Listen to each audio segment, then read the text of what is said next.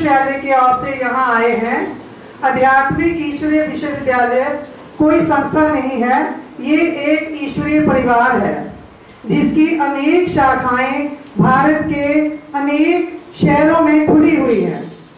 आध्यात्मिक ईश्वरीय विश्वविद्यालय का लक्ष्य है इस पुरानी दुखी दुनिया को बदलकर सुख और शांति की दुनिया स्थापन करना। सेमिनार का शुरुआत करने से पहले हम 2 मिनट सभी ध्यान करेंगे।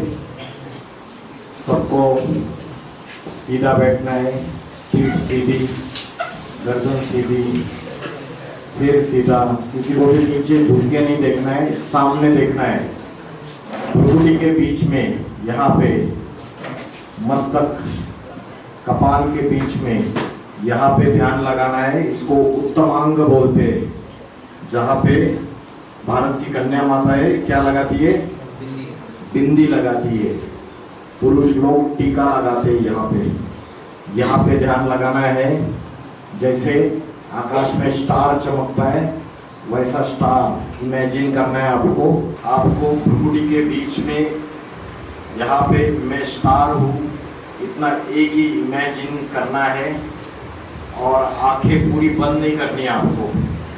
जैसे आपने शिव शंकर भोलेनाथ के चित्र और मूर्तियां देखी होगी, उन चित्रों में आंखें उनकी खुली रहती है या बंद होती है?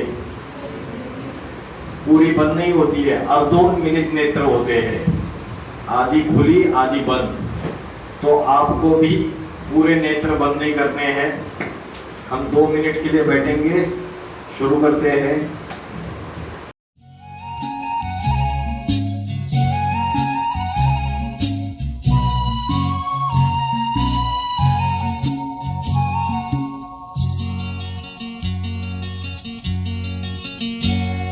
पवित्र मन रखो, पवित्र तन रखो, पवित्र मन रखो, पवित्र तन रखो।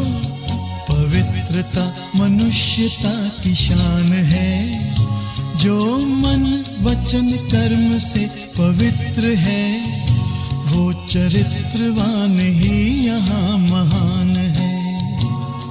पवित्र मन रखो, पवित्र तन रखो, पवित्रता मनुष्यता की शान है। जो मन वचन कर्म से पवित्र है वो चरित्रवान ही यहाँ महान है।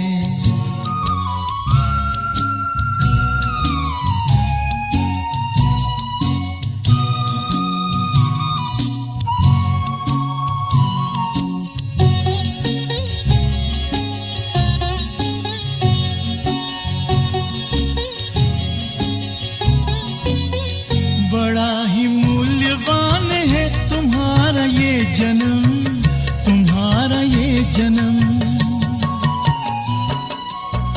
बड़ा ही मूल्यवान है तुम्हारा ये जन्म, तुम्हारा ये जन्म। जगत की कर्म भूमि में करो भले कर्म, करो भले कर्म। अच्छे रखो विचार, उत्तम करो व्यवहार। अच्छे रखो विचार, उत्तम करो व्यवहार। आदर्श व्यक्ति की ये पहचान है। जो मन वचन कर्म से पवित्र है वो चरित्रवान ही यहाँ महान है। पवित्र मन रखो। किसके मन में बहुत ज्यादा संकल्प आ रहे थे? किसका मन सबसे ज्यादा बीमार है? किसी को लगा कि मेरा मन बहुत बीमार है, बहुत विचार आ रहे हैं, मैं अपने आप को कॉन्सेंट्रेट नहीं कर पा रहा हूं? तो रोज करना है आपको ऐसा अभ्यास। सवेरे स्कूल में आते हो, क्लास स्टार्ट करने से पहले 5 मिनट आप ऐसा अभ्यास कीजिए। क्या बोला? पवित्र मन रखो, पवित्र तन रखो। तन माना शरीर। पवित्रता मनुष्यता की शान है। जो मन वचन कर्म से पवित्र है वो चरित्रवान ही यहाँ महान है। तो मन की पवित्रता, वचन की, वचन माना वाचा, वाणी की पवित्रता, और तीसरी है तन की पवित्रता। तो मन में अगर हमें दूसरे के प्रति दुश्मनी का भाव है, मन में दूसरे के प्रति घृणा है, ईर्ष्या द्वेष है, मन में कोई स्वार्थ छुपा हुआ है, तो मन की पवित्रता है क्या? कहेंगे मन की पवित्रता नहीं। और अगर वाणी में हम असत्य बोल रहे, झूठा बोल रहे, हम किसी को गाली गलौज कर रहे, हम किसी के बारे में बुरा बोल रहे, हम किसी की चुगली कर रहे, तो वाणी की पवित्रता भी नहीं है। और कर्मों में पवित्रता, तो आध्यात्मिकता जो होती है, इससे हमें ये सारी बातें सीखने को मिलती है। और आज क्या हो रहा है, किसी भी स्कूल, कॉलेज, यूनिवर्सिटी में आध्यात्मिक ज्ञान नहीं दिया जाता है। कौन सा ज्ञान दिया जाता है? भौतिक ज्ञान दिया जाता है। कौन सा ज्ञान दिया जाता है? भौतिक। एक होता है भौतिक, एक होता है आध्यात्मिक। इसको बोलते हैं सेक्युलर एजुकेशन, और दूसरी होती है स्पिरिचुअल एजुकेशन। स्पिरिचुअल एजुकेशन माना आध्यात्मिकता। सेक्युलर एजुकेशन जो हम लेते हैं, 10वीं कर ली, फिर 12th कर लिया, फिर उसके बाद इंजीनियरिंग, वकील, डॉक्टर, अलग अलग प्रकार के डिग्रीज है।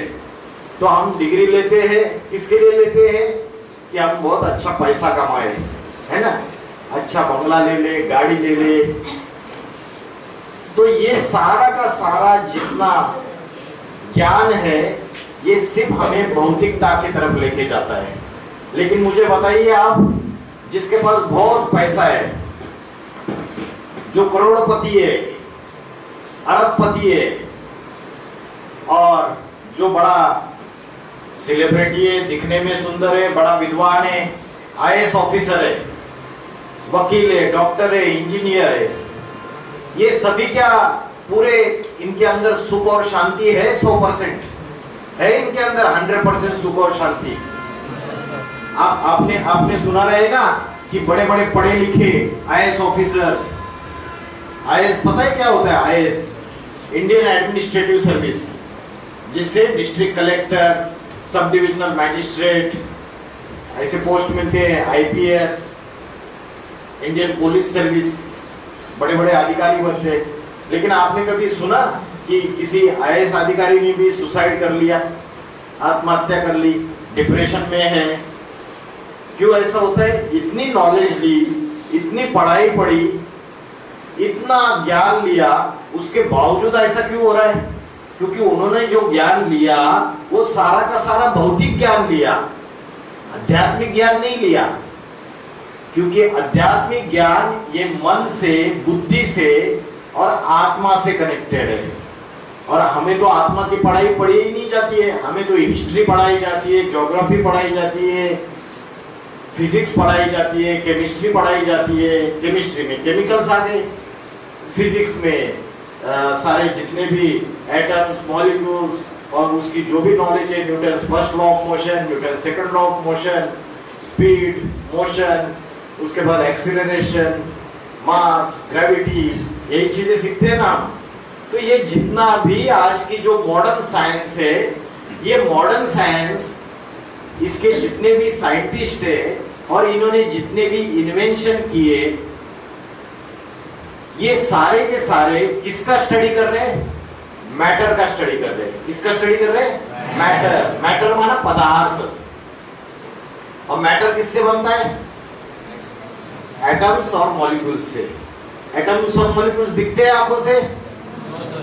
नहीं दिखते हैं, लेकिन मानते हैं ना, एटम्स और मॉलिक्यूल्स से ये पदार्थ बना हुआ है।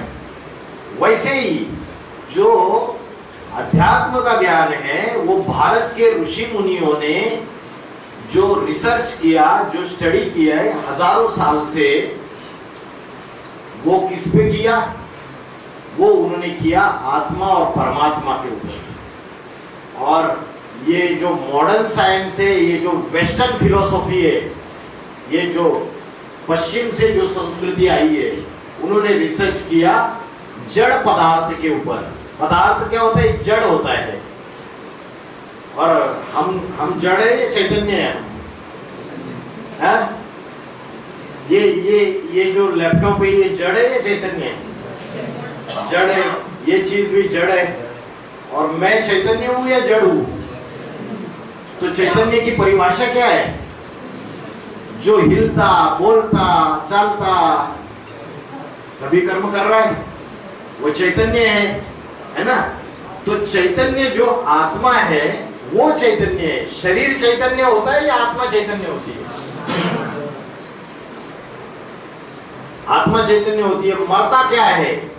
शरीर मरता है या आत्मा मरती है? तो मरने के बाद गाड़ दिया जाता है या जला दिया जाता है? तो शरीर मिट्टी है, मिट्टी का पुतला है, मिट्टी में मिल जाता है। तो ये 5 तत्वों का बना हुआ है।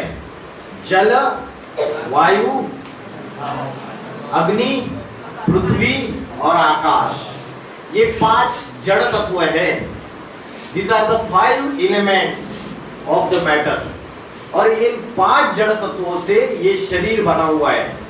तो आज इस शरीर का ज्ञान तो हमें है या नहीं है? आज डॉक्टर है, डॉक्टर से अलग अलग फार्मासिस्ट है। आप मेडिकल की दुकान में जाते हो, केमिस्ट के पास, उसको बोलते रात से बहुत ये सर्दी हुई है, खांसी हुई है, बुखार भी आ रहा है, तो तुरंत आपको दवाई निकाल के दे देता है। लेकिन उसको बोलो कि मेरा मन बड़ा बीमार है, मेरा मन बड़ा बीमार है, मेरे मन में बार बार बार बार इतने विचार चलते रहते हैं और मेरा मन पढ़ाई में फोकस नहीं होता है, तो आपको फिर वो टॉनिक बिनिक कुछ दे देगा, लेकिन उससे मन और बुद्धि का सुधार नहीं होगा, क्योंकि उसको भी नॉलेज नहीं है उसकी। तो अध्यात्म की नॉलेज जो है वो स्वयं परमात्मा सिखाता है। श्रीमद् भगवद गीता में बोला है अध्यात्म विद्या विद्या नाम। ये अध्यात्म विद्या जो है ये सर्व विद्याओं में सर्वश्रेष्ठ विद्या है। अभी ये योगी महाराज बैठे हुए हैं, इन्होंने अपने परिवार का त्याग कर दिया, दिन रात ये आंखें बंद करके तपस्या कर रहे हैं। तो क्या यही वैराग्य है? घर बार को छोड़कर जंगल में जाके अगर हम शांति हासिल करना चाहते हैं, क्या ये असली वैराग्य है? या इसी अशांति की दुनिया में रहते हुए अगर हम अपनी मन की अवस्था शांत बना के दिखाए, वो असली वैराग्य? कौन सा वैराग्य असली वैराग्य? जंगल में तो मनुष्य है ही नहीं, जंगल में तो शांति ही शांति है, तो वहां जाके आप शांत अपने मन को बनाया तो कोई बड़ी बात है क्या? बड़ी बात है नहीं है। वैसे ही अगर हम इस दुखी दुनिया में, अशांत दुनिया में रहते हुए अपनी मन की अवस्था को शांत बना के दिखाए तो वो असली वैरागी है। शिव शंकर भोलेनाथ सन्यासी थे या गृहस्थी थे? सन्यासी, गृहस्थी। माता पार्वती थी, बच्चे भी थे, तो गृहस्थी में रहते हुए महादेव के सारे चित्र, महादेव की सारी मूर्तियां आपको किस अवस्था में दिखाई देती है? ध्यान मग्न अवस्था में। ऐसी ध्यान मग्न अवस्था है, हाईएस्ट ऐसी ध्यान मग्न अवस्था है कि इस शरीर में रहते हुए शरीर की किसी भी इंद्रियों से पूरी तरीके से डिटैच, कोई अटैचमेंट नहीं, इसको बोलते हैं वैराग्य। जैसे कमल का फूल होता है, कमल का फूल कहाँ रहता है? कीचड़ में रहता है। कीचड़ में रहते हुए कीचड़ की एक भी बूंद उसके पंखुड़ियों को स्पर्श नहीं कर पाती, पत्तों को स्पर्श नहीं कर पाती। तो अध्यात्म जो है ये जरूरी नहीं है कि आपको सब कुछ छोड़ छाड़ के भाग जाना है। स्कूल में आके पढ़ाई पढ़ते हुए, परिवार में रहते हुए, कर्म करते हुए सभी प्रकार के, उसके बावजूद आप अपने मन को एकाग्र करना, अपने आत्मा की शक्ति को बढ़ाना, इसका अभ्यास कर सकते हो। तो अध्यात्म की जो पढ़ाई है, आज हमने मिसअंडरस्टैंडिंग कर ली। क्या मिसअंडरस्टैंडिंग कर ली? कि हम समझ बैठे कि धर्म के ऊपर जो आस्था है यही अध्यात्म है। क्या समझ बैठे? धर्म के ऊपर आस्था। तो आज क्या होता है, कई प्रोग्राम करने जाओ तो पहले सोचेंगे अरे आप किसी धर्म का ज्ञान तो नहीं बताने वाले हो, देखो नहीं तो धर्म का ज्ञान मत बताओ। क्योंकि आज क्या हो गया कि हिंदू मैं सनातनी, मुस्लिम बोलते हैं मैं मुस्लिम मैं क्रिश्चियन, और ये सारे आपस में धर्म के नाम पे क्या कर रहे हैं, लड़ाई झगड़ा कर रहे हैं, हिंसा कर रहे हैं, आतंकवाद बढ़ता चला जा रहा है, सर फिरे हो गए सारे के सारे। लेकिन उनको अगर पूछो, उस जो बोल रहा है मैं सनातनी हूं, उसको पूछो कि श्रीमद् भगवत गीता में क्या बातें लिखी है पता है क्या? तो पता नहीं है। सिर्फ चिल्लाने से मैं हिंदू हूं, मैं सनातनी हूं, मैं फलाना हूं, अरे अपने धर्म ग्रंथ का ज्ञान ही पता नहीं है, उसको अपने जीवन में हम धारण ही नहीं कर रहे, तो जो धर्म का अहंकार है वो कैसा अहंकार है? मिथ्या अहंकार है। धर्म के ऊपर जो आस्था है, अभी जैसे हम दिया जलाते हैं मंदिर में, धूप जलाते हैं, क्यों जलाते हैं? घंटा क्यों बजाते हैं? मंदिर में भगवान के सामने जाके माथा क्यों टेकते हैं? आपने देखा हिंदू देवी देवता जो है, कितने देवी देवताओं को मानते हैं हिंदू लोग? 33 कोटि देवी देवताओं को मानते हैं। लेकिन अगर शिव के मंदिर में जाएंगे आप तो शिवलिंग का आकार ऐसे बना दिया है ना, 12 ज्योतिर्लिंगों के रूप में पूजा होती है। लेकिन बाकी देवी देवता जो है उनको हाथ का नाक पैर मनुष्य जैसा है ना। एक गणेश की उसका सूंड लगा दी, हाथी की सूंड, उसकी नाक काट ली, लेकिन बाकी तो सब कुछ, उसका सर काट लिया, बाकी तो सब कुछ सारे देवी देवताओं को हाथ कान नाक पैर मनुष्य जैसा है। सरस्वती माता है, दुर्गा माता है, सभी देवी देवता है। लेकिन एक शिवलिंग ऐसा क्यों बनाया? कभी सोचा उसको ऐसा आकार क्यों दिया? और कभी कभी शिव के मंदिर में, पुराने मंदिर अगर आप देखेंगे तो शिवलिंग भी रखा हुआ है और आजू बाजू में देवी देवताओं की मूर्तियां रखी है, उसमें शंकर का चित्र भी है अलग से। तो क्यों ऐसा? शंकर की विग्रह रूप में मूर्ति भी दिखा दी और इधर शिवलिंग के रूप में भी दिखाया। हम इसको भी शिव जी बोलते हैं, उनको भी शिव जी बोलते हैं, तो दोनों में अंतर अगर नहीं है तो अलग अलग क्यों दिखाया? और शिवलिंग का अर्थ क्या है? कभी सोचा? हम जाके उसके सामने माथा टेकते हैं, सभी टेकते हैं तो हम भी टेकते हैं, लेकिन कभी समझा ही नहीं हमने। हम त्योहार मनाते हैं, महाशिवरात्रि सुना है आपने? महाशिवरात्रि क्यों मनाते हो आप? पता है आपको? और रात्रि क्यों बोला? महारात्रि, और बीच में शिव शब्द लगा दिया, क्यों बोला? राम का जन्मदिन रामनवमी के रूप में मनाते हैं, कृष्ण का जन्मदिन कृष्ण जन्माष्टमी के रूप में मनाते हैं। तो शिव का जब अवतार होता है इस सृष्टि पे, होता है ना शिव का अवतार, जब शिव का अवतार होता है उसको बोला गया महाशिवरात्रि। तो शिव जयंती बोल देते थे, महाशिवरात्रि बोलने की क्या जरूरत थी? कभी सोचा आपने? हाँ जी, महाशिवरात्रि सुना है? जागरण करते हो? क्यों करते हो? तो धर्म के ऊपर आस्था, ये आध्यात्मिकता नहीं है, क्योंकि हमको उसका ज्ञान ही नहीं है गहरा। हमें पता ही नहीं कि शिवलिंग ऐसा क्यों बनाया, हमें पता ही नहीं महाशिवरात्रि क्यों मनाते हैं। रात्रि का अर्थ है, रात्रि जो होती है ये कलयुग, कौन सा युग चल रहा है? कलयुग। ये कलयुग भी अज्ञान अंधकार की रात्रि है, पापों की रात्रि है। यह कलयुग में भ्रष्टाचार, व्यभिचार, अशांति, दुख अति में बढ़ता चला जा रहा है। तो ये पूरी की पूरी रात्रि है। इस रात्रि में जब ये रात्रि गहराती जाती है, गहरी रात्रि बन जाती है अज्ञान अंधकार की, तो उस समय शिव इस सृष्टि पर अवतरित होते हैं, अवतार लेते हैं। इसलिए बोला गया महाशिवरात्रि। जब दुनिया में ये पापों की, अज्ञान की रात्रि बढ़ती चली जाती है, आप बोलते हैं अज्ञान की रात्रि कैसे? अभी तो ज्ञान है हम में, हम साइंस पढ़ते हैं, हम हिस्ट्री ज्योग्राफी पढ़ते हैं, हमारे अंदर तो ज्ञान है। आप बोल रहे हो अज्ञान अंधकार की रात्रि? अभी लिटरेसी का रेट तो बढ़ता चला जा रहा है, लोग साक्षर हो रहे। पहले तो अनपढ़ लोग थे, अभी तो लिटरेसी का रेट बढ़ रहा है ना, साक्षरता का। तो अज्ञान अंधकार की रात्रि कैसे? क्योंकि हमें ना आत्मा का ज्ञान है ना परमात्मा का ज्ञान है। हमें अपने मन का, अध्यात्म का, किसी भी चीज का ज्ञान नहीं है, तो ये अज्ञान अंधकार के रहते हैं। जैसे जानवर होते हैं ना, जानवर को बुद्धि होती है, जो मनुष्य इतनी, सबसे बड़ा बुद्धिमान प्राणी कौन है? मनुष्य। और जानवर को मनुष्य इतनी बुद्धि नहीं होती, उसको पता नहीं कौन सा कर्म करना है, नहीं करना है, कब करना है, नहीं करना है, किसके सामने करना है, नहीं करना है। तो जानवर ये जैसी बुद्धि है। बंदर को देखो आप, बंदर में 5 विकार होते हैं। 5 विकार।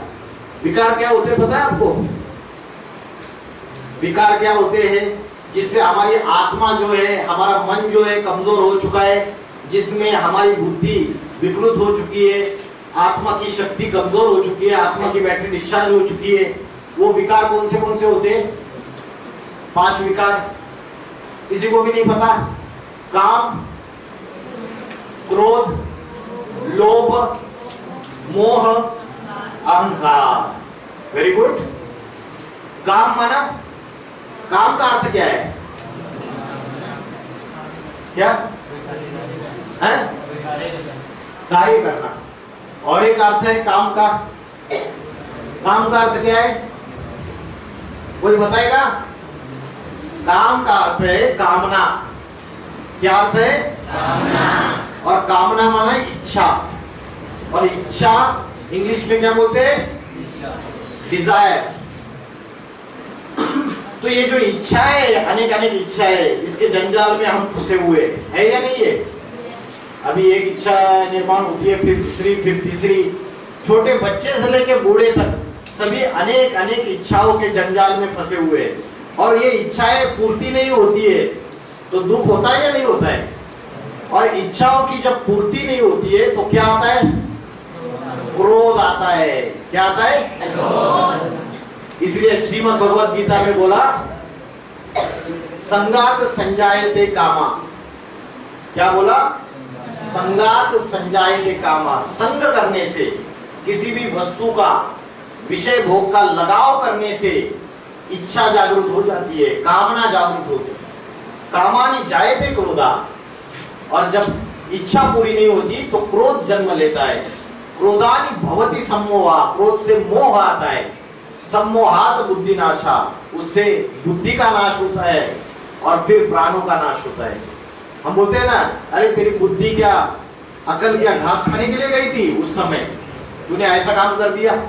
तो बुद्धि का नाश क्यों होता है? क्योंकि अनेक अनेक इच्छाओं के जंजाल में हम फंस जाते हैं और वो इच्छाएं पूरी नहीं होती तो क्रोधी होते। तो जब क्रोध आता है तो घर के बर्तन ही फोड़ना चालू कर देते हैं, घर का फर्नीचर तोड़ना चालू कर देते हैं। तो बुद्धि क्या हो जाती है? मूढ़ बन जाती है, मूर्ख बन जाते हैं। तो ये जो 5 विकार है, मैं क्या बोल रहा था, बंदर के अंदर भी ये 5 विकार बहुत ज्यादा है। लेकिन बंदर जो है, उस बंदर से भी बदतर बन गया मनुष्य भी। जानवर से भी गंदे कर्म करने लगा या नहीं करने लगा? वो जानवर की जो बुद्धि है, वो जानवर को तो फिर भी पता है कि मेरी माँ है। अरे यहाँ तो इतनी जानवरियत बुद्धि हो गई कि मनुष्य पूरी तरीके से नीचे गिर गया, पूरी नास्तिकता में चला गया। उसको पता नहीं मेरी माँ कौन है, मेरी बहन कौन है, कौन सा कर्म करना चाहिए, कौन सा कर्म नहीं करना चाहिए। तो बुद्धि जो है जानवर से भी बदतर बन गई। उसका कारण है हम आध्यात्मिकता को भूल गए। हमें पता नहीं है, हम सिर्फ धर्म के ऊपर जो खोखली आस्था है उसको ही सब कुछ समझ बैठते हैं। तो महाशिवरात्रि का अर्थ मैंने बताया, समझ में आया आपको? शिव तब अवतार लेते हैं जब कलयुग में घोर अंधकार की रात्रि फैली होती है। और शिवलिंग का ऐसा आकार क्यों दिखाया? क्योंकि जो शिव है, जो परमात्मा है, जो गॉड है, जो अल्लाह है या खुदा है, वो ज्योति स्वरूप है। ऐसा है, ज्योति स्वरूप। श्रीमद् भगवद गीता में बोला, ज्योतिषाम अपि तज्ज्योति। मैं ज्योतियों का भी ज्योति हूं। ये ज्ञान की ज्योति है। ये ज्ञान का, जैसे दिए की ज्योत जगाते हैं, वैसे ये जो ज्योति है ये ज्ञान का प्रकाश है, ज्ञान की ज्योति है। तो क्रिश्चियन लोग भी जो जीसस क्राइस्ट है उंगली ऊपर कर देते हैं, गॉड इज लाइट। क्या बोलते हैं? God is light, supreme soul lives in the supreme abode. और मुस्लिम धर्म प्रॉफेट मोहम्मद साहब बोलते खुदा फर्श का नहीं, खुदा अर्श का रहने वाला है, खुदा सातवें आसमान का रहने वाला है, खुदा नूर है। नूर माना रोशनी। सारे धर्म वाले उस एक निराकार ओंकार ज्योति स्वरूप को मानते हैं। उस ज्योति स्वरूप को मानते हैं, सबने उसको अलग अलग नाम दे दिए। वो परमात्मा ज्योति स्वरूप है, ज्ञान की ज्योति है, निराकार है। एक होता है निराकार और एक होता है साकार। जैसे हमारी आत्मा दिखाई देती है क्या? नहीं दिखाई देती है। ज्योति स्वरूप आत्मा है, पॉइंट ऑफ लाइट। क्या है? It is just like a point of light. ये दिखाई नहीं देती, ये निराकार है। और शरीर दिखाई देता है, तो ये है साकार। निर्गुण निराकार और सगुण साकार, ये दो चीजें होती है। The one thing which is visible by the open eyes is called as साकार। समझ रहे हैं ना? और जो आंखों से देख नहीं सकते वो निराकार। तो परमात्मा निराकार ज्योति स्वरूप है, और वो निराकार ज्योति स्वरूप को भक्त लोग उसकी कैसे पूजा करे? तो ज्योति का आकार बड़ा बना दिया शिवलिंग के रूप में। समझ में आ रहा है? तो अध्यात्म जो है, धर्म के ऊपर खोखली आस्था जो है, वो असली अध्यात्म नहीं है। समझ में आ रहा है? लोग समझ रहे हैं कि ये धर्म जो चीज है वही अध्यात्म है, और आपस में लड़ाई झगड़ा कर रहे हैं। फिर योगासन और प्राणायाम, जो योगासन और प्राणायाम है वो भी असली अध्यात्म नहीं है। हम क्या समझते हैं? योगासन और प्राणायाम को अध्यात्म समझ लेते हैं। अगर योगासन और प्राणायाम अध्यात्म होता तो आज लोगों का मन शांत होना चाहिए, आत्मा स्थिरियम होनी चाहिए। योगासन और प्राणायाम सिर्फ शरीर को स्वस्थ रखने वाले योग है। क्या है? शरीर को स्वस्थ रखने के लिए। तो हम बोलते हैं योगा, इंटरनेशनल योगा डे। ये सारा आज फॉरेन में सब जगह फैला हुआ है। वो योगासन और प्राणायाम को ही भारत का प्राचीन राजयोग समझते हैं। लेकिन श्रीमद् भगवद गीता में जो भारत के प्राचीन राजयोग की बात बताई है, वो राजयोग मतलब योगासन और प्राणायाम नहीं है। राजयोग क्या है? जो भगवान ने अर्जुन को बताया था, वो राजयोग क्या है पता है किसी को? चंचल मन को आत्मा में स्थिरियम करते हुए मुझ परमात्मा से कनेक्शन जोड़ना। Union, connection. आत्मा क्या है? बैटरी है। छोटी बैटरी है, किसी की बड़ी बैटरी है, किसी की और छोटी बैटरी है। जैसे मोबाइल में बैटरी होती है ना, वैसे आत्मा एक बैटरी है। और ये आत्मा की बैटरी डिस्चार्ज होती है, नहीं डिस्चार्ज होती है। जैसे मोबाइल की बैटरी यूज करने से डिस्चार्ज होती है, वैसे आत्मा क्या है? एनर्जी है। आत्मा क्या है? एनर्जी। उसको और एक नाम है चेतना, माना कॉन्शियसनेस। उसको और एक नाम है प्राण शक्ति, है ना? ये प्राण शक्ति है, चेतना है। तो मैं बोल पा रहा हूं, मैं आंखों से देख पा रहा हूं, कानों से सुन पा रहा हूं, इंद्रियों से जो भी करना है वो कर पा रहा हूं। ये कॉन्शियसनेस, ये चेतना, ये प्राण शक्ति निकल जाएगी समझो, तो मैं बात कर पाऊंगा, आंखों से देख पाऊंगा, कानों से सुन पाऊंगा? हाँ? नहीं। तो आत्मा जो है वो प्राण शक्ति है, चेतना है। तो योगासन और प्राणायाम ये कोई अध्यात्म नहीं है। आज तो भगवान ने अर्जुन को जो बताया ज्ञान, वो आत्मा का ज्ञान बताया, आत्मा का ज्ञान समझाया। लेकिन आज हम क्या समझ गए? राजयोग का अर्थ योगासन और प्राणायाम समझ गए। भगवद गीता में जो राजयोग की व्याख्या है, चंचल मन को आत्मा में स्थिरियम करते हुए उस परमात्मा से कनेक्शन जोड़ना। हम बैटरी है तो परमात्मा क्या है? जनरेटर है। क्या है? जनरेटर। बड़ी बैटरी है तो छोटी बैटरी की चार्जिंग करनी है तो बड़ी बैटरी से कनेक्शन जोड़ो। वो हाईएस्ट कॉन्शियसनेस है। जैसे महादेव को क्या बोला है? आदि योगी, योगेश्वर, योगीराज। वो हाईएस्ट कॉन्शियसनेस है, सबसे ज्यादा डिवाइन क्वालिटीज है।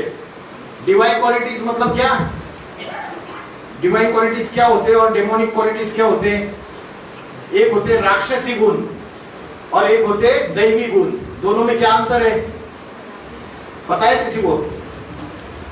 अच्छा मुझे बताइए डिवाइन क्वालिटीज, दैवी गुण क्या क्या होते हैं? धैर्य, क्षमा, शांति और मीठी वाणी। किसी को गालियां दे रहे, दुख दे रहे, तो उसको दैवी गुण बोलेंगे या राक्षसी गुण बोलेंगे? राक्षसी गुण बोलेंगे। और मीठी वाणी, सरलता पूर्वक बोल रहे, तो वो दैवी गुण है। श्रीमद् भगवत गीता का 16वां अध्याय। मोबाइल यूज करते हो आप लोग? कम यूज करते हो ज्यादा? बहुत ज्यादा? क्या क्या देखते हो मोबाइल पे? हंस रहे हो? क्या देखते हो? क्या स्टडी करते हो? तो मोबाइल में आप गूगल में जाइए और गीता का 16वां अध्याय चैप्टर नंबर 16 डालिए। आपको दैवी गुण क्या है, आसुरी गुण क्या है, राक्षसी गुण क्या है, फिर अपने आप को एनालिसिस कीजिए, चेक कीजिए कि मेरे अंदर डिवाइन क्वालिटीज कितने हैं और मेरे अंदर डेमोनिक क्वालिटीज कितने हैं। मेरे अंदर राम कितने परसेंटेज है और मेरे अंदर रावण कितने परसेंटेज है ना? राम और रावण की युद्ध अपने अंदर ही चलती है या कहीं बाहर कहीं राम और रावण होता है? अपने अंदर ही राम और रावण की युद्ध चलती है। अपने अंदर ही दैवी गुण है, अपने अंदर ही राक्षसी गुण है।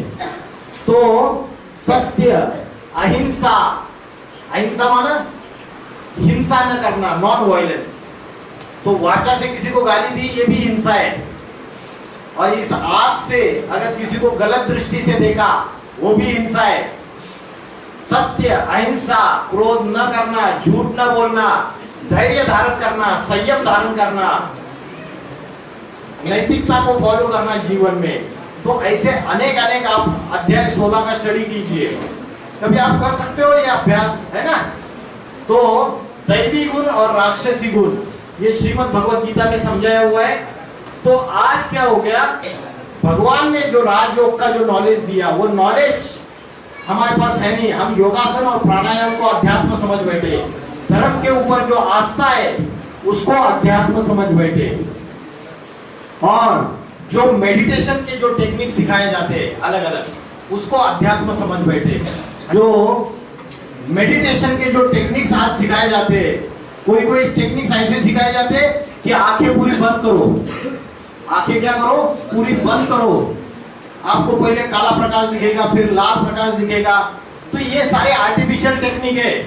आपको बोलते हैं कोई श्वासों के ऊपर ध्यान लगाओ, कोई बोलते हैं नासिका के अग्र के ऊपर ध्यान लगाओ। ये सारे आर्टिफिशियल मेडिटेशन के टेक्निक्स है। अगर माँ है ना, माँ है यहाँ पे कौन सा आपका जगह, ऊना में माँ अपने घर में बैठी हुई है और बच्चा पढ़ लिख के बड़ा होके, नाम क्या आपका? सौरभ पढ़ लिख के बड़ा होके अमेरिका चला गया। तो अमेरिका चला गया तो माँ को बच्चे से बात करनी है, उसकी याद आ रही है, तो माँ वीडियो कॉलिंग लगाती है और वीडियो कॉलिंग का नेटवर्क फेल है, मोबाइल का नेटवर्क फेल है। तो माँ ऊना में यहाँ बैठ के अपने बच्चे को याद करती है, और अमेरिका में बच्चा बैठा हुआ है, वहां बच्चे को टचिंग हो जाता है कि माँ ने मुझे याद किया। और फिर सौरभ बोलता है अपने फ्रेंड को, अरे मेरी माँ ने मेरे को याद किया है, मेरे को हिचकी आ रही है, ये माँ याद करती है ना, ऐसा ही होता है मुझे। तो ये जो वाइब्रेशन की ताकत है, ये जो मन के वाइब्रेशन की जो शक्ति है, 7 समुद्र पार बच्चा है, तो भी ये मोबाइल का नेटवर्क, ये साइंस आपका फेल हो गया, लेकिन मन की जो शक्ति है वो कितनी पावरफुल शक्ति है। तो आज जो ये आर्टिफिशियल मेडिटेशन के टेक्निक सिखाते हैं, माँ ने बच्चे को याद करने के लिए, क्या माँ आंखें बंद करके बैठ गई पालथी मार के सौरभ को याद करने के लिए? क्या माँ सौरभ को याद करने के लिए उसका फोटो लेके बैठी सौरभ, और फिर जाप करने लगी सौरभ सौरभ सौरभ सौरभ सौरभ सौरभ सौरभ सौरभ? ऐसा कुछ किया माँ ने? या माँ ने कोई सॉन्ग प्ले किया मोबाइल में और डांस करने लगी? आज भगवान को याद करने के लिए ये सारे टेक्निक्स अपनाए जाते हैं या नहीं जाते? या तो उसका फोटो देखो, या तो जाप करो, मंत्र पढ़ो, या तो फिर नाच गाने लगाओ, डीजे सॉन्ग्स। ये महाराष्ट्र में गणेशोत्सव होता है, गणपति का इतना बड़ा होता है। आप अगर उधर घर में रहोगे, कहीं पुणे में जाओ, बंबई में जाओ, अलग अलग शहरों में जाओ, इतना जोर से आवाज आता है, डीजे सॉन्ग, रात को आदमी सो नहीं पाता है। ये भगवान को याद करने के तरीके हैं। इतना अति में ध्वनि प्रदूषण आप करोगे और भगवान को याद करने का दिखावा करोगे, उस दिन शराब भी पी जाती है, उस दिन सारे गलत काम किए जाते हैं, और ये भगवान को याद करने के तरीके। बहुत सारा पैसा फालतू का वेस्ट किया जाता है। तो ये जो आज की तारीख में जो मेडिटेशन के टेक्निक सिखाए जाते हैं, वो भी असली अध्यात्म नहीं है। श्रीमद् भगवद गीता में भगवान ने अर्जुन को बोला, अध्यात्म विद्या विद्या नाम। ये अध्यात्म विद्या जो है, ये सर्व विद्याओं में सर्वश्रेष्ठ विद्या है। डॉक्टर बनने की विद्या सर्वश्रेष्ठ विद्या नहीं है, एमबीबीएस। वकील बनने की विद्या सर्वश्रेष्ठ विद्या नहीं है। लेकिन आज माँ बाप का एक ही सपना रहता है, मेरा बेटा पढ़ लिख के बड़ा डॉक्टर बन जाए, वकील बन जाए, इंजीनियर बन जाए, और बच्चा बड़ा हो जाता है और उसी माँ बाप को वृद्धाश्रम में डाल देता है। डालता है नहीं डालता है? नहीं डालता है। अभी बड़े कहाँ हुए हो? ऐसे चल रहा है ना बाहर की दुनिया में।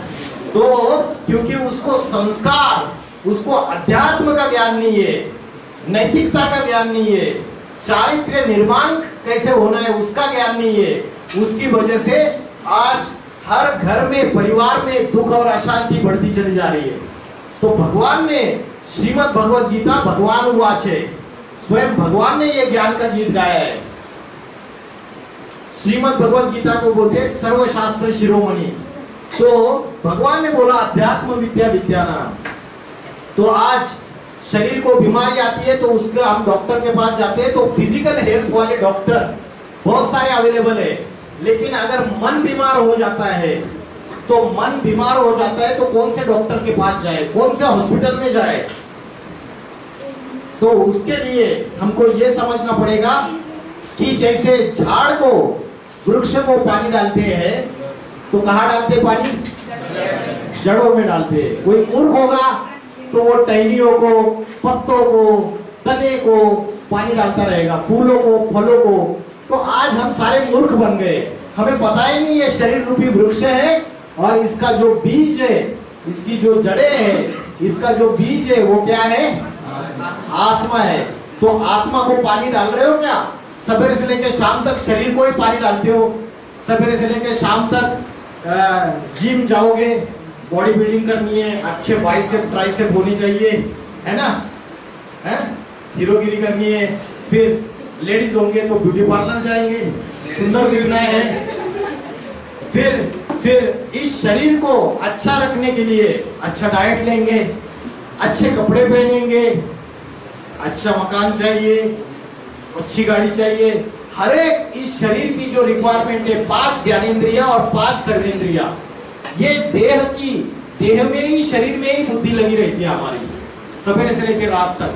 तो ये जो आत्मा रूपी बीज है, इस आत्मा रूपी बीज जिसकी 3 शक्ति है, मन, बुद्धि और संस्कार, ये तीनों को एकाग्र करने के लिए, आत्मा को शक्तिशाली बनने के लिए 24 घंटे में आप 10 मिनट भी देते हो क्या?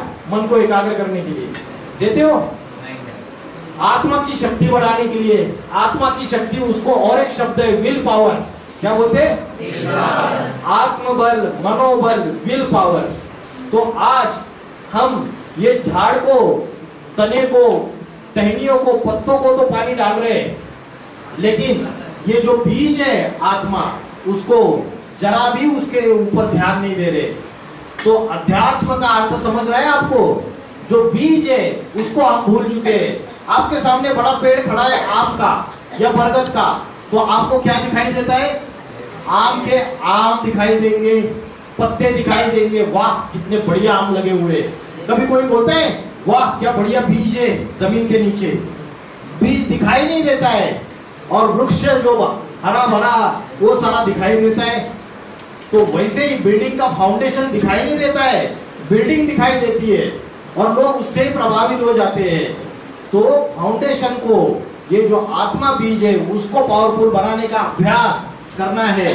तो डिप्रेशन, स्ट्रेस, टेंशन, एंजाइटी, अलग अलग नशे करते हैं आज युवा, अलग अलग लतें लग जाती है। कभी वीडियो गेम ही खेलता रहेगा, किसी को कैसी लत लग जाती है, तो ये सारा बुद्धि को हम विकृत बना रहे हैं। तो इसका सबका सॉल्यूशन ये की है, हमें ये पता करना है कि हमारी असली आइडेंटिटी क्या है। तो हमारी जो असली आइडेंटिटी है वो हम भूल चुके हैं। आज साइंस के पास इस प्रश्न का जवाब नहीं है कि हमारी असली आइडेंटिटी क्या है। तो हमारी असली आइडेंटिटी जो है वो हम क्या समझ बैठे हैं। अगर मैंने प्रश्न पूछा कि आप कौन हो, तो क्या जवाब दोगे? आप कौन हो? क्रिश। अच्छा, आप क्रिश है। आपको पूछा आप कौन हो, मैंने आप कौन हो, आपका नाम क्या है ये नहीं पूछा मैंने, आप कौन हो? Who am I? मैं कौन हूं? ये सबसे बड़ी पहेली है। आज मैंने अलग अलग लोगों को ये प्रश्न पूछा, सर ने जवाब दिया मैं प्रोफेसर हूं या टीचर हूं, किसी ने जवाब दिया मैं वकील हूं, किसी ने जवाब दिया मैं इंजीनियर हूं, इन्होंने बोला मैं स्टूडेंट हूं, उन्होंने बोला मैं लड़की हूं, उन्होंने बोला मैं लड़का हूं, किसी ने बोला मैं हिंदू हूं, किसी ने बोला मैं पंजाबी हूं, मैं मुस्लिम हूं, और किसी ने जवाब दिया कि मैं जाट हूं, और किसी ने बोला मैं बंगाली हूं, किसी ने बोला मैं बिहारी हूं। तो हम जो अपनी आइडेंटिटी बताते हैं वो क्वालिफिकेशन, धर्म, जाति, लिंग, भाषा और नेशनलिटी, उसके आधार से हम अपनी आइडेंटिटी बताते हैं। लेकिन ये आइडेंटिटी हमारी असली आइडेंटिटी नहीं है। हमारी असली आइडेंटिटी वो आइडेंटिटी है जब जन्म हुआ तब आपका नाम क्रिश था क्या? उसी सेकंड पे 7 दिन 9 दिन के बाद वो नामकरण समारोह होता है, फंक्शन होता है, फिर आपका नाम रखा जाता है क्रिश, है ना? तो आपकी असली आइडेंटिटी वो आइडेंटिटी है जो जन्म लेने से पहले भी थी और मृत्यु होने के बाद भी रहेगी। वो आइडेंटिटी क्या है? मैं एक आत्मा हूं, I am the peaceful soul. आत्मा की ओरिजिनल क्वालिटीज है शांति, प्रेम, आनंद, पवित्रता। लेकिन वो ओरिजिनल क्वालिटीज हम क्यों भूल गए? इसलिए भूल गए क्योंकि हम आत्मा को ही भूल गए। हम यही भूल गए कि मैं शरीर नहीं हूं, मैं आत्मा हूं। हमें बार बार यही संकल्प आता है कि मेरे नाक में दर्द कर रहा है, मेरी आंख में दर्द कर रहा है, मेरे कान में दर्द कर रहा है, मेरे पेट में दर्द कर रहा है। लेकिन इस शरीर को चलाने वाली जो शक्ति है आत्मा, वो बीमार है, मेरा मन कमजोर है। इस बातों के ऊपर हम ध्यान नहीं देते हैं। तो हमारी असली आइडेंटिटी हम भूल गए। और भगवत गीता में भगवान ने अर्जुन को यही पाठ पढ़ाया। दूसरा अध्याय अगर आप खोलोगे भगवत गीता का चैप्टर 2, तो चैप्टर 2 में अर्जुन को आत्मा का ज्ञान दिया, सेल्फ रियलाइजेशन टेक्निक्स बताए कि सेल्फ रियलाइजेशन कैसे करना है, उसको गांडीव धनुष्य कैसे चलाना है, कैसे अस्त्र शस्त्र चलाने हैं, इसका ज्ञान नहीं दिया, आत्मा का ज्ञान दिया। तो जो आत्मा है वो आत्मा की 3 शक्तियां है, मन, बुद्धि और संस्कार। और जब मनुष्य मरता है तब आत्मा एक शरीर छोड़ के दूसरा शरीर धारण करती है। The energy cannot be created, the energy is neither created not destroyed. Energy, ऊर्जा का नियम सिखाया ना आपने साइंस में, सिखाया क्या? ऊर्जा अविनाशी होती है, उसका कभी उसका ऊर्जा ना क्रिएट की जा सकती है ना डिस्ट्रॉय की जा सकती है। Only one form of energy can be converted into another form. सिखाया नहीं, law of conservation of energy. तो आत्मा एक ऊर्जा है, वो एक शरीर छोड़ के दूसरा शरीर धारण करती है। आत्मा इमॉर्टल है, अजर अमर अविनाशी है, शरीर विनाशी है। और हम क्या करते हैं? अरे भाई किसने देखा है मरने के बाद क्या होगा, खाओ पियो ऐश करो, ऐश की जिंदगी जियो। यावत जीवेत सुखम जीवेत ऋणम कृत्वा घृतम पीवेत। जब तक जीना है सुख में जियो, ऐश में जियो, ऋण माना कर्जा लेते रहो, घी पूरी खाते रहो।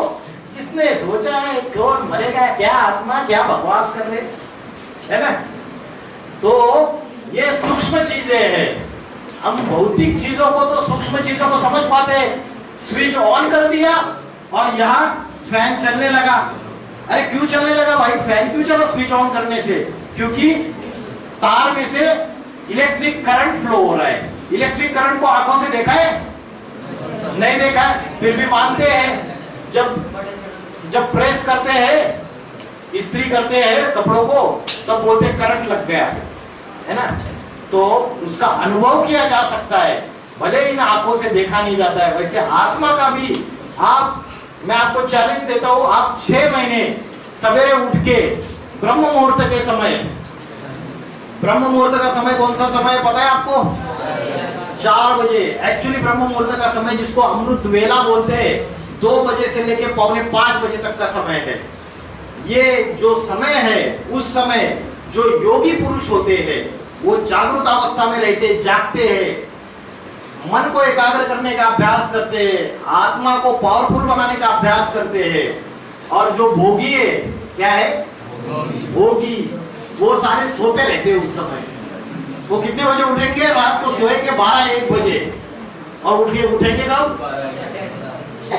8:30 बजे। अच्छा, तो जो अध्यात्म शक्ति है वो मिलेगी नहीं, फिर चेहरा लटका हुआ, प्रसन्नता नहीं है, आनंद नहीं है नेचुरल। ये क्यों होता है? क्योंकि हम आत्मा का अभ्यास करने के लिए कोई भी समय नहीं देते। साइंस भी इस बात को मानता है कि ब्रह्म मुहूर्त के समय कॉस्मिक एनर्जी सबसे ज्यादा रहती है। आप सवेरे 4 बजे उठ जाओ, 4 बजे उठ के 6 महीने तक आप आधा घंटा रोज, मैंने जो प्रैक्टिस सिखाया आपका, क्या प्रैक्टिस सिखाया मैंने? भ्रुकुटी के बीच में मैं आत्मा स्टार हूं। जैसे आकाश में स्टार चमकता है वैसा स्टार का यहाँ ध्यान करो, आंखें बंद मत करो और प्रैक्टिस करो स्टार को यहाँ इमेजिन करने की, याद करने की। I am the peaceful soul, मैं आत्मा पॉइंट ऑफ लाइट हूं। और एक ही थॉट रखो, अनेक विचार आते हैं उनके पीछे भागो मत। कोई चाचा, काका, मामा, ताऊ याद नहीं आना चाहिए सवेरे उठने के बाद, कोई टीचर याद नहीं आना चाहिए, कोई फ्रेंड याद नहीं आना चाहिए। सिर्फ कल किससे झगड़ा हुआ, सास ने क्या बोला, माँ ने क्या डांटा, फ्रेंड के साथ क्या झगड़ा हुआ, सब कुछ। अरे इसको उसको फोन पे हम 1 घंटा बताते रहते, देखो मैं उधर गया, फिर उसने मेरे को ऐसे बोला। हमारा स्वभाव होता है कंप्लेनिंग करने का, दूसरे के अवगुण देखने का, दूसरे के दोष देखने का, लेकिन हम अपने दोष देख पाते हैं क्या? नहीं देख पाते। और श्रीमद् भगवद गीता में बोला है आत्मा स्वयं ही अपना मित्र है और आत्मा स्वयं ही अपना शत्रु है। आत्मेव आत्मना बंधु आत्मेव रिपुरात्मना। आत्मा स्वयं ही अपना मित्र है और स्वयं ही अपना शत्रु है।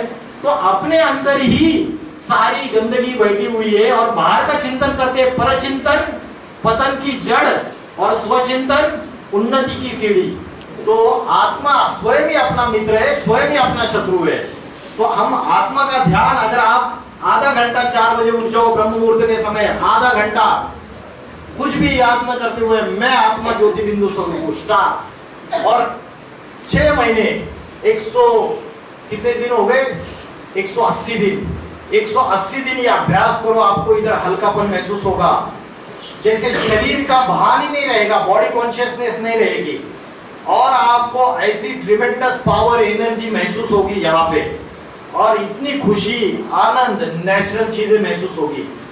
क्योंकि हम आत्मा को भूल गए, अपनी असली आइडेंटिटी को भूल गए और देह में फंस गए, शरीर में फंस गए। मोटर गाड़ी का भोजन अलग और ड्राइवर का भोजन अलग, लेकिन आज ये शरीर रूपी गाड़ी है और ये आत्मा उसका ड्राइवर है। हम क्या समझते हैं? दोनों का भोजन एक ही है। अरे दोनों का अलग अलग है ना। शरीर रूपी गाड़ी को क्या चाहिए? शरीर रूपी गाड़ी को चाहिए रोटी, सब्जी, दाल, चावल खाना चाहिए। और आत्मा को अगर पावरफुल बनाना है तो आत्मा रूपी जो ड्राइवर है उसका भोजन है कि आत्मा को ध्यान लगाना, मन को एकाग्र करना, चंचल मन को यहाँ पे भ्रुकुटी के बीच में, वो आत्मा का भोजन है। तो अध्यात्म की व्याख्या मैंने आपको बताई। अध्यात्म असली क्या है? आत्मा की नॉलेज ही अध्यात्म है। शरीर 5 तत्वों से बना हुआ है, earth, fire, water, sky and air. और आत्मा कहाँ रहती है बताया? कहाँ रहती है आत्मा? शरीर में, भ्रुकुटी के बीच में आत्मा रहती है। कन्या माताएं बिंदी लगाती है और पुरुष लोग टीका लगाते हैं। और आत्मा की ये ओरिजिनल क्वालिटीज है, सुख, शांति, पवित्रता, आनंद, प्रेम, ये सारी की सारी आत्मा की ओरिजिनल क्वालिटीज है। आज गुणों की जगह अवगुणों ने ले ली है। कठोपनिषद नामक शास्त्र में बोला है आत्मा नाम रथिनम विद्धि शरीरम रथमेव च। बुद्धि तू सारथी विद्धि मन प्रग्रह में वच इंद्रियानी हयानाहु। आत्मा क्या है? आत्मा रथी है। आत्मा क्या है? रथी। रथी मतलब क्या? रथी मतलब पैसेंजर, सवारी। शरीरम रथमेव च, शरीर गाड़ी है। बुद्धि तू सारथी विद्धि, तो बुद्धि गाड़ी चलाने वाला ड्राइवर है। मन प्रग्रह में वच, मन लगाम है। इंद्रियानी हयानाहु, और इंद्रिया घोड़े है। आज हमारी इंद्रिया रूपी घोड़े क्या हो रहे? भाग रहे, चंचल। अभी पेट भर खाना खाया है और मैं आ गया, पेट भर खाना खाने के बाद वो चली गई। कोई लड़की आई थी ना गुलाब जामुन लेके, वो आ गई। अभी मेरी जिब्बिया लच्छायमान हो गई गुलाब जामुन देखती। वो बोली सर गुलाब जामुन, ऐसे सामने आया तो तुरंत 1 सेकंड में कुछ सोचने के पहले जिब्बिया लच्छायमान हो गई। अरे वाह, गुलाब जामुन सामने आ गया। अभी इंद्रियानी हयानाहु, इंद्रिया घोड़े हैं। इंद्रिया तो भागेंगे वो विषय भोगने के लिए, लेकिन मेरी जो बुद्धि है, मेरे बुद्धि ने बोला मत खा, नहीं तो इंडाइजेशन हो जाएगा, एसिडिटी बढ़ जाएगी। अभी भरपेट खाना खा के आया हुआ है, पेट भरा हुआ है भाई, पेट खराब हो जाएगा, मत खा अभी। तो बुद्धि ने डिसीजन लिया। बुद्धि क्या है? सारथी है, गाइड किया मुझे। बुद्धि है डिसीजन मेकिंग पावर। लेकिन क्या हो गया? मेरा अगर मन रूपी लगाम ढीला है और मेरी इंद्रिया बहुत चंचल है, तो मेरी इंद्रिया मेरे बुद्धि की बात मानेगी क्या? नहीं मानेगी। बोलेगे बेटा खा ले, ये बुद्धि तो बोलती रहती है, इसको कुछ समझ नहीं है, खा ले। तो मैं हाथ, मेरी इंद्रिया है, उससे वो गुलाब जामुन उठाता हूं, मुख में डालता हूं और खा लेता हूं। एक्चुअली खाया नहीं मैंने, ठीक है, अध्यात्म की वजह से नहीं खाया। तो अध्यात्म से अपनी इंद्रियों को कंट्रोल करने का ज्ञान आता है, अपने मन को कंट्रोल करने का ज्ञान आता है। तो ये अभ्यास जो है वो तब आएगा आपको जब आप ये सारी चीजें सूक्ष्म लेवल में समझोगे। आत्मा शरीर का मालिक है। आत्मा क्या है? शरीर का मालिक है, इंद्रियों को चलाने वाला है। और इस आत्मा के 3 शत्रु है। There are 3 enemies of the soul. There are 3 enemies of the soul. कौन से 3 शत्रु है पता है आपको? काम, क्रोध और लोभ। ये तीनों नरक के द्वार खोलने वाले श्रीमद् भगवद गीता में बोला है। त्रिविधस्य नरकस्य इदं द्वारं नाशनम आत्मना काम क्रोध तथा लोभ तस्मात् एतत्त्रयं त्यजेत्। इनको त्याग दो। ये तीनों नरक के द्वार खोलने वाले। नरक के द्वार मतलब नरक में क्या होता है? नरक में दुख ही दुख होता है, यातना ही यातना होती है। आज हमारे जीवन में कोई भी दुख आ रहे तो आप अपने आप को चेक कर सकते हो। इन तीनों चीजों के तीनों में से कोई एक चीज की वजह से आ रहा है। काम माना कामना, इच्छा, विषय वासना, क्रोध और लोभ माना लालच। कहीं ना कहीं कोई गलती हो रही है, उसकी वजह से ये दुख आ रहे हैं। तो आत्मा का ध्यान करने से, अभ्यास करने से ये चीजें सॉल्व हो जाएगी। आज ये सृष्टि का जो चक्र है, जैसे जल चक्र होता है वैसे सृष्टि का भी चक्र होता है। इस सृष्टि रूपी चक्र में 4 युग होते हैं। कौन से 4 युग होते हैं? सतयुग, त्रेता युग, द्वापर युग और कलयुग। ये कलयुग का जो लास्ट समय है, फाइनल एंड ऑफ द कलयुग, जो लास्ट समय है, उसके बाद क्या चालू होगा? फिर से सतयुग चालू होगा। कलयुग रात्रि है और सतयुग क्या है? दिन है। दिन, सोच रहा है, सवेरा है। तो ये जो 4 युग है उसमें से ये जो लास्ट, जो कलयुग और सतयुग को जोड़ने वाला है। सतयुग क्या है? सतयुग मतलब सवेरा, सोचना। और सतयुग क्या है? जिसको हम बोलते हैं राम राज्य, जिसको हिंदू लोग बोलते हैं वैकुंठ या स्वर्ग, जिसको क्रिश्चियन लोग बोलते हैं पैराडाइज, जिसको मुस्लिम लोग बोलते हैं जन्नत। समझ रहे हैं? सबने अलग अलग नाम दे दिए। ये ऐसा युग है जिस युग में कोई चोरी नहीं होगी, कोई डकैती नहीं होगी, कोई फ्रॉड नहीं होगा, कोई धोखाधड़ी नहीं, कोई भी प्रकार की बीमारी नहीं, किसी भी प्रकार का दुख नहीं, सुख 100%, शांति 100%, प्रेम, आनंद, पवित्रता सारा 100%। वो सतयुग है। इसलिए बोलते हैं दैहिक, दैविक, भौतिक तापा राम राज्य काहू नहीं व्यापा। ये राम राज्य में ये दैहिक ताप, त्रास, दुख रहता नहीं है। देह का दुख नहीं रहता है, शारीरिक व्याधियां। दैविक माना कोरोना आ गया, लाखों मर गए। सुनामी आ गया, लाखों मर गए, भूकंप आ गया, हजारों मर गए, दैविक तापा भी नहीं रहेगा। दैविक भौतिक तापा, ये किसी भी प्रकार की दुख अशांति नहीं रहेगी, वो सतयुग है। और वो सतयुग जो नवयुग है, वो नवयुग में जाने की इच्छा है क्या आप में से किसी की? जहां 100% सुख और शांति है, 100% डिवाइन क्वालिटीज है, राक्षसी गुण नहीं रहेंगे, कोई भी राक्षसी गुण नहीं रहेंगे, जाने की इच्छा है या नहीं है? नहीं है? अरे अच्छा मिल रहा है, जाओ ना। तो जाने की अगर इच्छा है तो उसके लिए क्या करना पड़ेगा? ये जो सतयुग और कलयुग के बीच में संगम युग है 100 इयर्स का, उसको बोलते हैं दोनों को ज्वाइन करने वाला, वो है संगम युग, उसको बोलते हैं कन्फ्लुएंस एज। इस 100 साल के संगम युग में हमें आत्मा की पढ़ाई, आत्मा का ज्ञान अपने जीवन में धारण करना रहता है, अपने अंदर दैवी गुण धारण करने रहते हैं। नई दुनिया में वही जाएगा जिसने अपनी आत्मा को भी पवित्र बना दिया, जिसने अपने शरीर को भी पवित्र बना दिया। जो राक्षसी लोग हैं, जो राक्षसी आत्मा है, वो नई दुनिया में जाएगी क्या? नहीं जा सकती। जिसने अपने आत्मा को पवित्र बनाया, शरीर को पवित्र बनाया अध्यात्म के ज्ञान से, वही नई दुनिया में जा सकते हैं। तो सर्व आत्माओं के पिता परमात्मा जो है, अभी मुझे बताइए, परमात्मा तो ऊपर बैठा हुआ है, ऊपर वाला बोलते हैं उसको। तो अध्यात्म विद्या जो है, अध्यात्म ज्ञान भगवान आके कब देता है? गीता में बोला है, भगवान का आने का समय बताया है भगवत गीता में।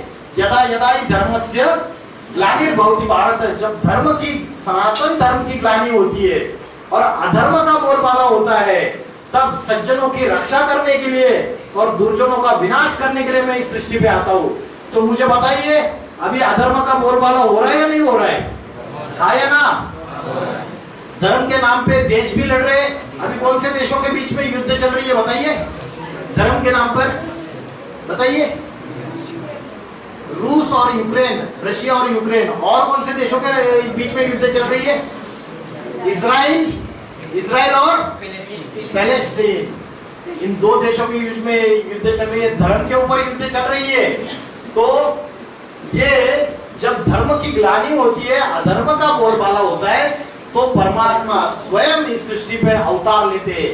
और अभी वो समय आ चुका है कि ईश्वर का अवतार इस सृष्टि में अति साधारण मनुष्य शरीर में हो चुका है, और ईश्वर स्वयं आके हमें आत्मा को पावरफुल बनाने का ज्ञान देते हैं, जिसको कहा जाए राजयोग। ये आत्मा की 8 शक्ति है, ये आत्मा की 8 शक्ति है। ये आठों शक्तियां हमारी आज कमजोर हो चुकी है।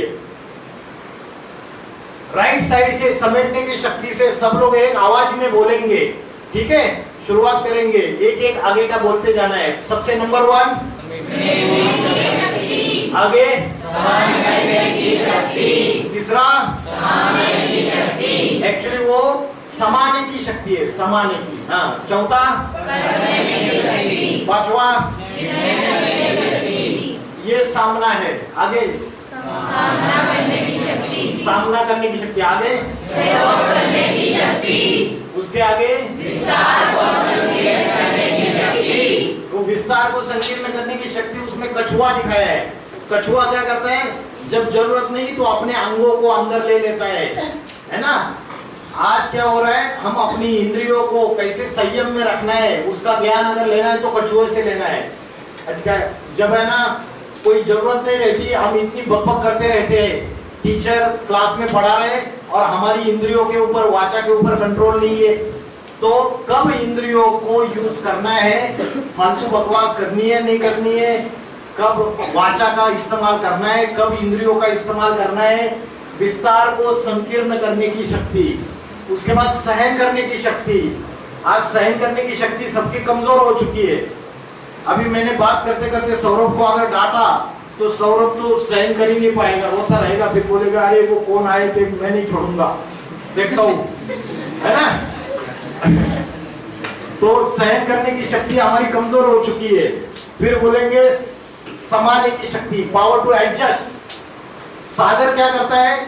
नदी, नाले, ओरे सबका कचरा अपने अंदर समा लेता है। दूसरों के दुर्गुण, अवगुण, बैड क्वालिटीज अपने अंदर ले लेना, उसको फैलाना नहीं।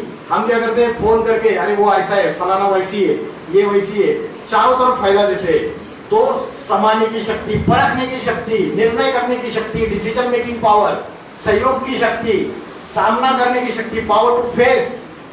जीवन में अनेक अनेक कठिन परिस्थितियां आती है, उनको सामना करना आना चाहिए, उनको फेस करना आना चाहिए। तो ये आत्मा की सारी शक्तियां हमारी कमजोर हो चुकी है, क्योंकि हम आत्मा का ज्ञान भूल चुके हैं, आत्मा की नॉलेज भूल चुके हैं। तो परमात्मा आके राजयोग की शिक्षा पढ़ाते। राजयोग की शिक्षा के 4 स्तंभ है। ये व्यक्ति आत्मा का ध्यान कर रहा है, परमात्मा को याद कर रहा है, और वो जिस आसन पे बैठा है वो 4 पिलर्स पे आधारित है। पहला पिलर क्या है?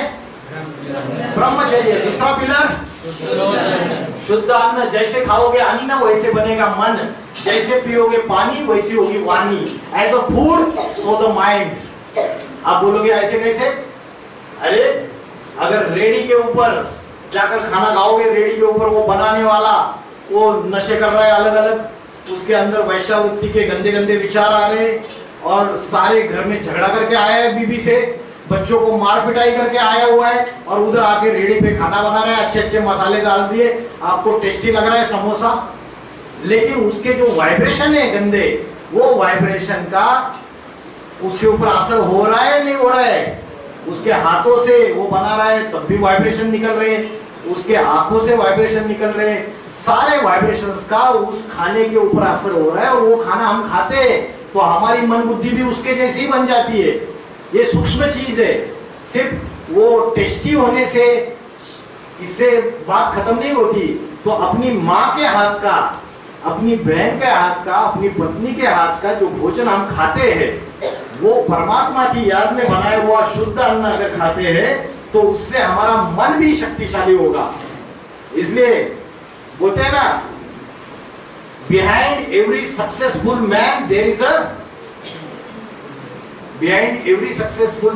Is a woman. हर सक्सेसफुल व्यक्ति के पीछे वो वुमन रहती है। वो कौन होती है? उसकी माता रहती है। शिवाजी महाराज के जीवन में कौन थी? जीजाबाई, उसकी माँ। छत्रपति शिवाजी महाराज का नाम सुना है ना? उसके जीवन में उसकी माँ थी। ऐसे हर एक सक्सेसफुल जो भी पुरुष है, तो शुद्ध अन्न। तीसरा है दैवी गुण, डिवाइन क्वालिटीज, और चौथा है सत्संग। हमारे मन के अंदर रोज कचरा जमा हो रहा है या नहीं हो रहा है? गांधी जी के 3 बंदर पता है कौन से? बुरा मत सुनो, बुरा मत कहो, और बुरा मत देखो। लेकिन हम सवेरे से लेकर शाम तक रोज बुरा देखते हैं, बुरा सुनते हैं, और बुरा ही बोलते हैं। हाँ या ना? Yes, confident, very much confident. तो ये गांधी जी के 3 बंदर को हम वायलेट करते हैं, तो ये सारा कचरा रोज के रोज हमारे मन और बुद्धि के अंदर जमा होता है। तो हम इसको रोज सफाई करते हैं क्या? जैसे घर में कचरा होता है तो रोज साफ सफाई करते हैं हम, सवेरे शाम को झाड़ू लगाते हैं ना। अभी कचरा साफ करके कहाँ डाला जाता है? डस्टबिन में डाला जाता है। तो डस्टबिन को भी घर में रखते हैं क्या 10-15 दिन? डस्टबिन भी डिस्पोज ऑफ करते हैं ना? कहाँ डिस्पोज ऑफ करते हैं? सवेरे स्वच्छता अभियान की गाड़ी आती है, वहां डस्टबिन का कचरा भी डाल देते हैं। वैसे हमारे आत्मा के अंदर, मन के अंदर, बुद्धि के अंदर रोज अलग अलग कचरा जमा होता रहता है, और हम सवेरे से लेकर रात तक कभी भी उसकी साफ सफाई करते ही नहीं है। अरे मोबाइल में भी कोई गलत फाइल है तो हम उसको क्या करते हैं? पिताजी देख लेंगे, मम्मी देख लेगी, या तो बड़ा भाई देख लेगा। हम क्या करते हैं? उसको डिलीट मार देते हैं। डिलीट मारने के बाद वो कहाँ पड़ा रहता है? रिसाइकल बिन में। कहाँ पड़ा रहता है? और रिसाइकल बिन में पड़ा रहता है तो मेमोरी तो खाता है ना कुछ न कुछ। और कोई ज्यादा पापा आपके होशियार होंगे तो रिसाइकल बिन में जाकर देखेंगे। फिर सावधान रहना, रिसाइकल बिन से भी डिलीट करना है, रिसाइकल बिन से भी डिलीट करना आना चाहिए। तो वैसे ही हमारे सबकॉन्शियस माइंड में हम कभी कभी कोई गलतियां करते हैं, जीवन में कोई गलत काम करते हैं, कोई गलत चीजें देखते हैं, तो वो कचरा हम साफ नहीं करते हैं तो हमारे सबकॉन्शियस माइंड में वो पड़ा हुआ रहता है। और जब हमारी मन की अवस्था डाउन जाती है तो किए हुए पाप, गलत काम सारी याद आते रहते हैं, फिर होता है नहीं होता है, फिर आंखों से आंसू आते रोते। तो इसलिए रोज कचरा साफ करने के लिए दो चीजें, पहला है ब्रह्म मुहूर्त में उठना, 4 बजे उठ के आत्मा का ध्यान करना, चंचल मन को आत्मा में एकाग्र करते हुए परमात्मा से कनेक्शन जोड़ना। और दूसरा सॉल्यूशन ये है कि सत्संग, रोज कुछ अच्छा 1 घंटा आप सत्य का संग करो, जो सत्य ज्ञान है, सत्यम शिवम सुंदरम बोला है, तो ईश्वर का जो ज्ञान है वो रोज 1 घंटा सुनो, अच्छे विचार आएंगे तो निगेटिव थिंकिंग भाग जाएगी, उसकी क्लींसिंग हो जाएगी, वो कचरा साफ हो जाएगा। तो शिव और शंकर अलग अलग है, मैंने आपको समझाया था, शिव ज्योति स्वरूप है, शंकर साकार है। और परमात्मा जब अवतार लेते हैं तो 3 मूर्तियों के द्वारा कार्य करते हैं। जब सृष्टि का चक्र खत्म होना होता है, कलयुग का अंत होना होता है, तो नई दुनिया की स्थापना होगी। और नई दुनिया की स्थापना का कार्य मतलब नया मकान, पुराना मकान तोड़ के नया मकान बनाने का काम कौन करते हैं? ब्रह्मा द्वारा सृष्टि की स्थापना और शंकर द्वारा विनाश, और जो नया युग आएगा सतयुग, उसकी पालना विष्णु के द्वारा। तो अभी ये सारी दुनिया किस पे खड़ी है? 3rd वर्ल्ड वॉर पे खड़ी है, हाँ या ना? 3rd वर्ल्ड वॉर की कगार पे ये सारी की सारी दुनिया खड़ी हुई है। और ये सारी दुनिया, आज सारे देश आपस में लड़ाई झगड़ा कर रहे हैं, 3रा विश्व युद्ध सामने खड़ा हुआ है। और ऐसे समय आज छोटे से छोटे देश के पास एटम बॉम्ब, न्यूक्लियर बॉम्ब है या नहीं है? आज सब देशों के पास है। पहला एटम बॉम्ब कब बनाया पता है किसी को? पहला atom bomb, first atom bomb किसने तैयार किया? Robert Oppenheimer. क्या नाम था? 1945 में। और पहला एक्सप्लोजन कहाँ किया? जापान के नागासाकी और हिरोशिमा, ये 2 शहरों के ऊपर किया। आज 1945, आज 2024 चल रहा है। आज छोटे से छोटे देश के पास, सबके पास ये atom bomb, atomic weapons, atomic missiles है। तो साइंस ने क्या किया? मनुष्य को विनाश के सारे साधन तैयार कर लिए। मनुष्य जिस डाली पे बैठा हुआ है उसी डाली को काट रहा है। अगर जिस डाल पे बैठा हुआ है उसी डाली को अगर काटेगा तो क्या होगा? खुद भी नीचे गिरेगा या नहीं गिरेगा? वैसे मनुष्य ने अपने विनाश के सारे साधन तैयार कर लिए अपनी विनाशकारी बुद्धि से। और जब 3रा विश्व युद्ध होगा तो एटम बॉम्ब का एक्सप्लोजन हो सकता है। रिमोट कंट्रोल का एक बटन दबाया तो सारी दुनिया 1 सेकंड में खलास हो सकती है। इतनी जबरदस्त एटम बॉम्ब और एटॉमिक वेपन्स और एटॉमिक मिसाइल्स सारे देशों के पास है। तो साइंस ने मनुष्य को विनाश की तरफ लाया। और जो अध्यात्म है, साइलेंस है, जो साइलेंस की शक्ति है, जो योग की शक्ति है, वो मनुष्य को नई दुनिया बनाने के लिए लेके जाएगा। नई दुनिया जिसको राम राज्य या सतयुग कहते हैं। तो अगर एटम बॉम्ब का एक्सप्लोजन होगा तो अर्थ का टेम्परेचर इंक्रीज हो जाएगा। क्या हो जाएगा? अभी भी अर्थ का टेम्परेचर इंक्रीज हो रहा है। नासा की रिपोर्ट है, अभी अर्थ का टेम्परेचर 1 डिग्री 2 डिग्री सेल्सियस से इंक्रीज हो चुका है ऑलरेडी।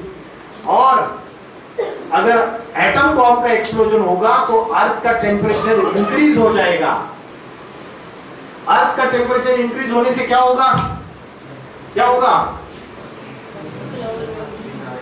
Global warming. और क्या होगा? नॉर्थ पोल और साउथ पोल, उत्तर ध्रुव और दक्षिण ध्रुव के जो बर्फ के पहाड़ है, जिसको बोलते हैं ग्लेशियर्स, वो मेल्ट हो जाएंगे, पिघल जाएंगे। टेम्परेचर बढ़ेगा तो बर्फ के पहाड़ पिघलेंगे या नहीं पिघलेंगे? पिघलेंगे तो समुद्र का जो जलस्तर है, वाटर लेवल, वो बढ़ जाएगी। समुद्र का जलस्तर बढ़ने से बड़े बड़े भूखंड, America, Russia, New Zealand, Australia, Africa, ये सारे आइलैंड से चारों तरफ समुद्र फैला हुआ है इनके, ये सारे के सारे समुद्र के अंदर चले जाएंगे, सबमर्ज हो जाएंगे, महाविनाश हो जाएगा सृष्टि पे। इसलिए दिखाते शंकर जी ने जब 3रा नेत्र खोला तो सारी सृष्टि में महाप्रलय आ गया। ये ज्ञान का 3रा नेत्र है। परमात्मा आके इस सृष्टि पर आके कलयुग के अंतिम समय में आके ज्ञान सुनाते हैं, और ज्ञान सुना के आध्यात्मिक ज्ञान देके इस सृष्टि का परिवर्तन करते हैं। तो अभी न्यूक्लियर वार, उसके बाद प्राकृतिक आपदाएं जिसको नेचुरल कैलेमिटी बोलते हैं, और हिंदू मुस्लिम झगड़े भी बढ़ते चले जा रहे हैं धर्म के नाम पे। तो हिंदू मुस्लिम सिविल वार, इससे सारी ये दुनिया विनाश के कगार पे खड़ी है। बड़े बड़े भूकंप आएंगे तो शहरों में जो 70-70 मंजिल बिल्डिंग है वो ताश के पत्तों के जैसे गिर जाएगी।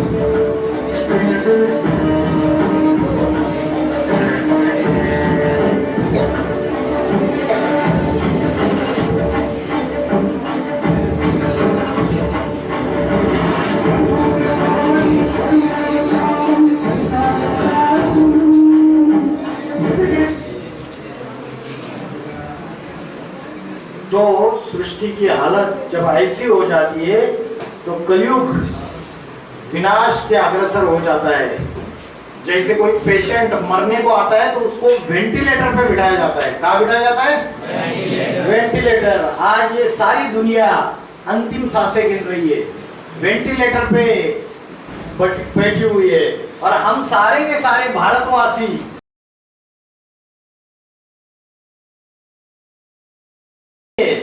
कि यही वो समय है जब भगवान इस सृष्टि पे अवतार लेकर आध्यात्मिक ज्ञान देके इस सृष्टि का परिवर्तन करते हैं।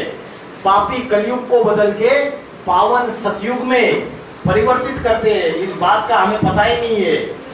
अज्ञान निद्रा में हम सो रहे हैं। और आज दुनिया में बड़े बड़े विश्व शांति सम्मेलन कर रहे हैं, अहिंसा सम्मेलन कर रहे हैं, कॉन्फ्रेंस कर रहे हैं, वर्ल्ड पीस कॉन्फ्रेंस। लेकिन ये दुनिया सुधरने का नाम नहीं ले रही है। वो शांति का ध्यान सिर्फ शांति की देवता शंकर का अर्थ है शम करोति। शंकर का अर्थ है शम करोति, जो सारी सृष्टि में शांति लाता है। वही इस सृष्टि का स्वयं ईश्वर ही इस सृष्टि का परिवर्तन कर सकते हैं। कोई नेता, कोई राजनेता, कोई अभिनेता, कोई सेलिब्रिटी, कोई फुटबॉल प्लेयर सचिन तेंदुलकर, विराट कोहली इस दुनिया का परिवर्तन नहीं कर सकता। समझ रहे हैं? स्वयं ईश्वर आके परिवर्तन करता है। इसलिए श्रीमद् भगवद गीता में बोला है, मेरी अध्यक्षता में मैं इस पापी कलयुग को पावन सतयुग में परिवर्तित करता हूं। जगत विपरिवर्तते, वी माना विरुद्ध दिशा में परिवर्तन करता हूं। रिवर्स डायरेक्शन में मैं पापी कलयुग को पावन सतयुग में परिवर्तित करता हूं। और उसके बाद लक्ष्मी नारायण का राज्य स्थापन हो जाता है। एक जाति, एक धर्म, एक भाषा, ऐसा राज्य स्थापन हो जाता है। नई दुनिया आती है। अभी आप बोलेंगे इसका प्रूफ क्या है? अनेक अनेक भविष्यकार है। फेमस भविष्यकार जिसको प्रेडिक्टर्स बोलते हैं, नॉस्ट्राडेमस। नॉस्ट्राडेमस का नाम किसी ने सुना है? उनकी भविष्यवाणी आप गूगल में डालिए, नॉस्ट्राडेमस, किरो, कीट, एंडरसन, जुल्बन, गोपीनाथ शास्त्री, कल्कि पुराण। कल्कि पुराण का नाम सुना है? कल्कि अवतार है। कलयुग के अंत में कल्कि अवतार होता है। कल्कि पुराण, भविष्य मालिका, ये अलग अलग जितने भी भविष्यकार है, इन्होंने भविष्यवाणी की है कि 21वीं शताब्दी में उत्तर भारत से एक महापुरुष का अवतार होगा। वो महापुरुष योगियों का भी योगी होगा। वो आत्मा और परमात्मा के ऐसे रहस्य प्रकट करेगा कि बड़े बड़े साइंटिस्ट और विद्वान लोग भी आश्चर्यचकित हो जाएंगे। और वो ऐसी आध्यात्मिक क्रांति लाएगा इस दुनिया में, और ऐसा आध्यात्मिक संगठन स्थापन करेगा कि इस दुनिया में अनेक धर्मों का विनाश हो जाएगा, अनेक जातियों का विनाश हो जाएगा, अनेक परंपराओं का विनाश हो जाएगा, और एक जाति, एक धर्म, एक भाषा, एक राज्य, एक राजधानी वो स्थापन करेगा। और सतयुग आएगा इस सृष्टि पे, भारत विश्व गुरु बनेगा। इतना बोलकर रुकता हूं। ओम नमः शिवाय। धन्यवाद।